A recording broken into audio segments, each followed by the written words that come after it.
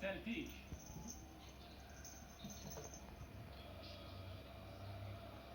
فصل پیش در لیگ قهرمانان عملکرد ضعیفی داشتن در مرحله گروهی.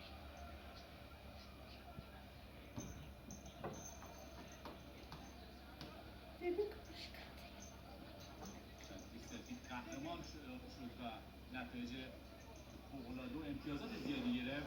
دلتون بخواد چلسی بد عمل کرد، یه کار قشنگ اما در ادامه تکمیل نشد.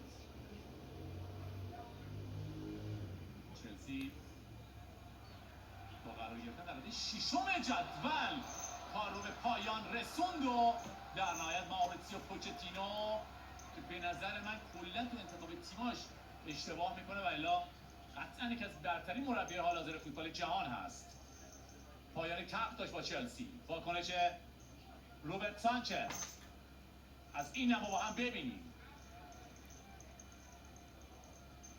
دقیقه 12 دو تا واکنش تماشایی داشتن و 4 تا ضربه تو چارچوبی که دروازه‌بان‌ها مانع گلزنی شدن. ببین حالا آمار چقدر میتونه آمار جالب توجهی باشه. بلافاصله پرتاب، یه مهار با سینه پاس به عقب، کار ترکیبی اما ضربه آرومه، تو برمیگرده. راه پوشه سلتیک. سکالس ملی پوش ایرلندی حاضر در ترکیب سلتیک، شماره 5. دایره میانی زمین مجددا سکالس.